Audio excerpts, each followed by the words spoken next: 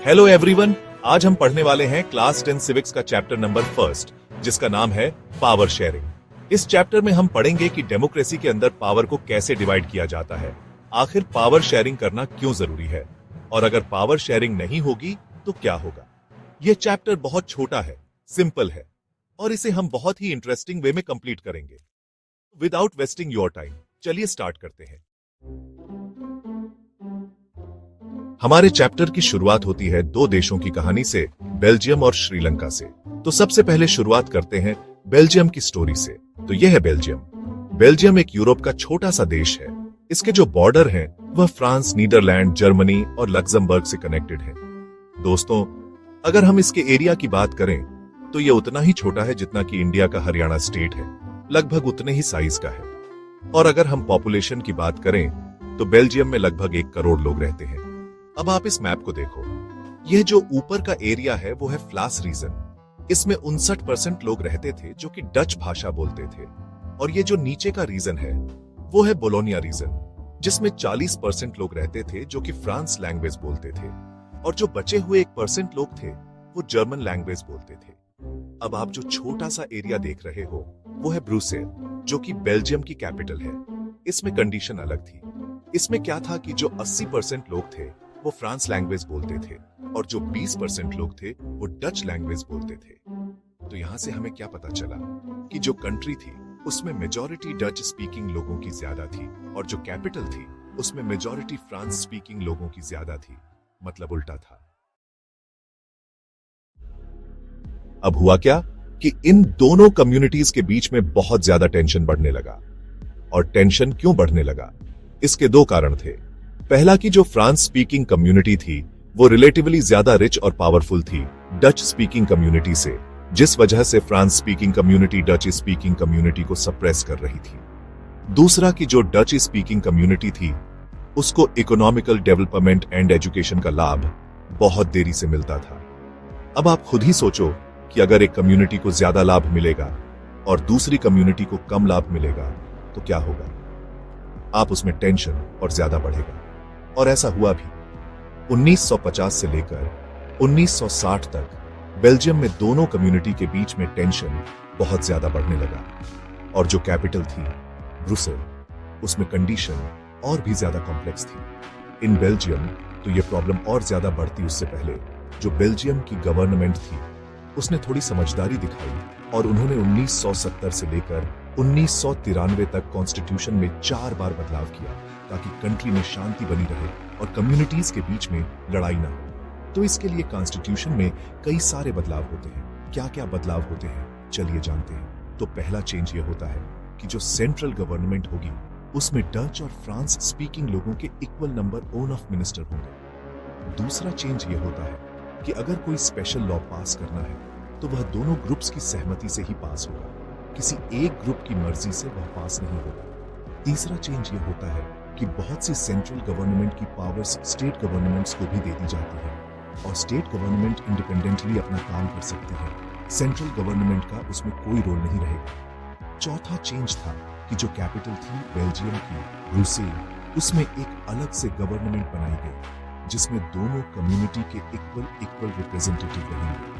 पांचवा चेंज था कि इन्होंने इन सब के अलावा एक और तरीके की गवर्नमेंट बनाई जिसे कम्युनिटी गवर्नमेंट बोला जाता है। यह कम्युनिटी गवर्नमेंट तीनों ग्रुप्स के लिए अलग अलग बनाई गई थी, जो कि अपनी अपनी कम्युनिटी के लिए कल्चर, एजुकेशन और लैंग्वेज रिलेटेड मुद्दों पर काम करती थी। तो बेसिकली अगर हम सिंपल तरीके से देखें तो बेल्जियम में 3 तरीके की गवर्नमेंट फॉर्म होती है: सेंट्रल गवर्नमेंट, स्टेट गवर्नमेंट और कम्युनिटी गवर्नमेंट।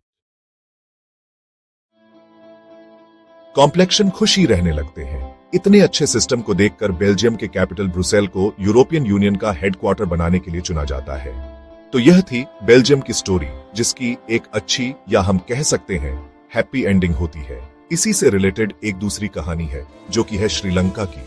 तो यह है श्रीलंका। ये एक आइलैंड नेशन है जो कि चारों तरफ से पानी से घिरा हुआ है। अगर हम इसकी पॉपुलेशन की बात करें तो इसमें लगभग 2 करोड़ लोग रहते हैं।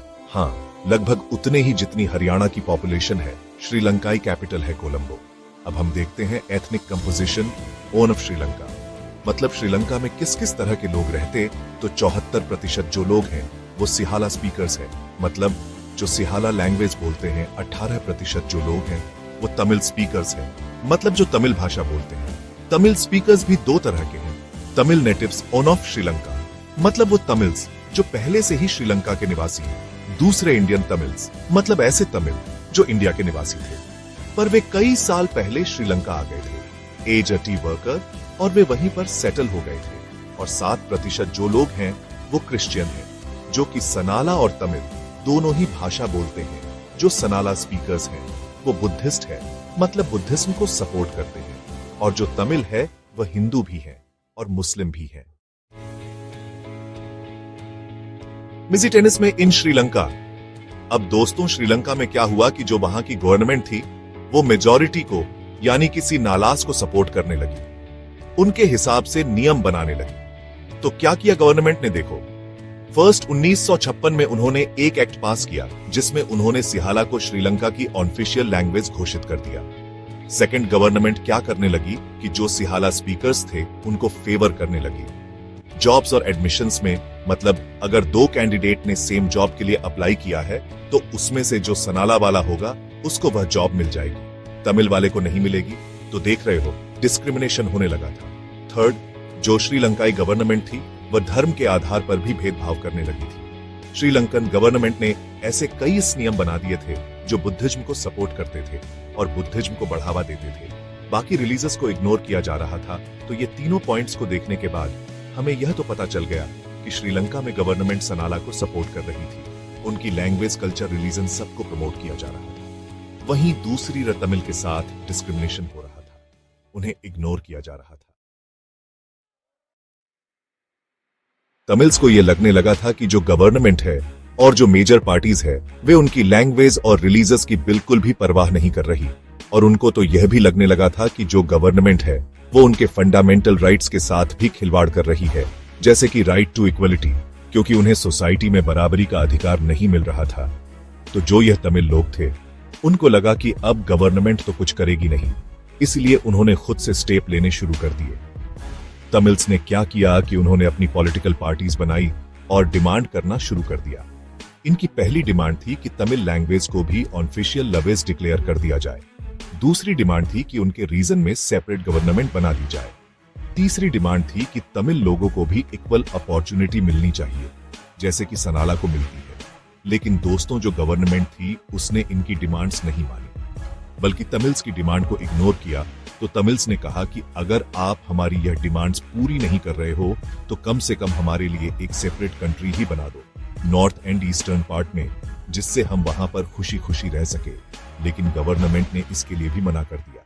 इस बात से जो तमिल्स थे उनको बहुत ज्यादा गुस्सा आ गया, जिस वजह से ये दोनों कम्युनिटी आपस में लड़ने लगती है और कंट्री में स्टार्ट हो जाता है सिविल वॉर, जिस वजह से कई हजारों लोगों की मौत हो जाती है और कई सारे लोगों को देश छोड़कर जाना पड़ता है।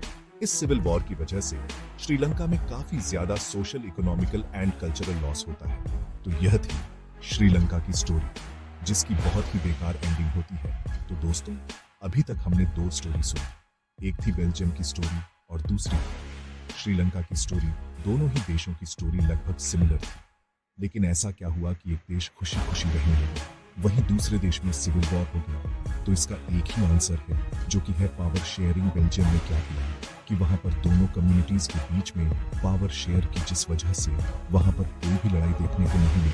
वहीं दूसरी और श्रीलंका में पावर शेयरिंग नहीं होती है, जिस वजह से वहां पर सिविल वॉर देखने को मिलता है। तो यहाँ से हमें पता चलता है कि पावर शेयरिंग करना अच्छा है।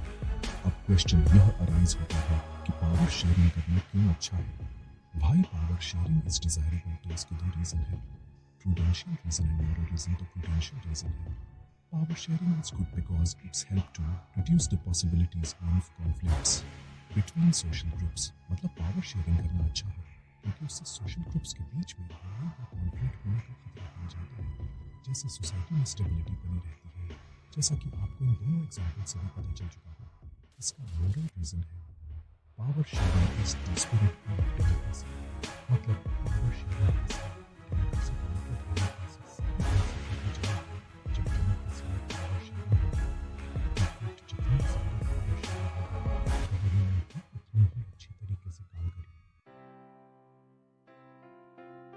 फॉर्म्स ऑफ पावर शेयरिंग, मतलब किस किस तरह से पावर को शेयर किया जाता है। तो पहला है horizontal distribution of power sharing. इसमें क्या होता है कि जो गवर्नमेंट की पावर होती है उसे सेम लेवल पर डिवाइड किया जाता है गवर्नमेंट के अलग अलग ऑर्गन्स में, जैसे कि लेजिस्लेचर। इन तीनों ऑर्गन्स में कोई छोटा बड़ा नहीं होता, इनके पास पावर बराबर रहती है, लेकिन इनके काम अलग अलग होते हैं। ये तीनों ऑर्गन्स आपस में एक दूसरे पर नजर रखते हैं और चेक करते रहते हैं हर एक ऑर्गन को, ताकि ये इंश्योर किया जाए कि कोई एक ऑर्गन ही अनलिमिटेड पावर्स का इस्तेमाल नहीं कर रहा है।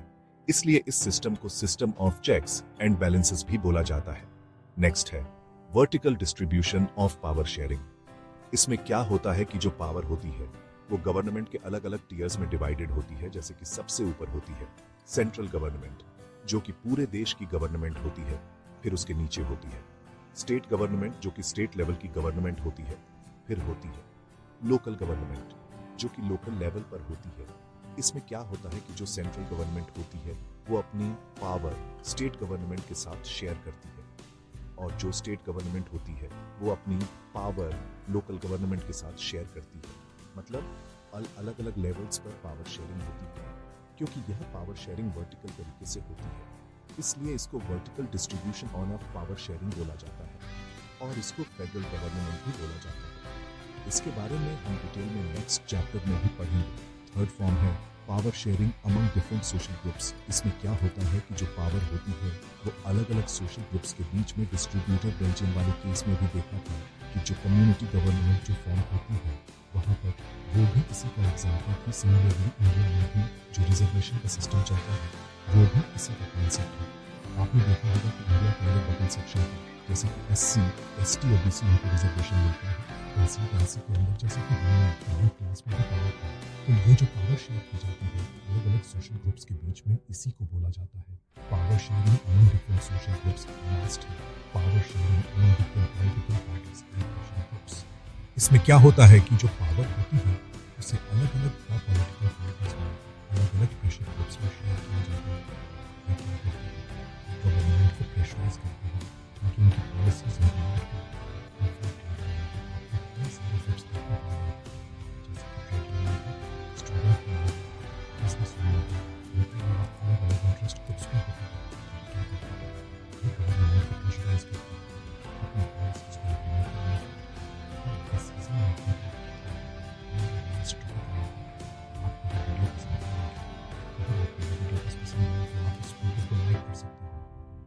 चाहो तो आप इस चैनल को सब्सक्राइब भी कर सकते हैं। क्लास 10वीं की वीडियोस आगे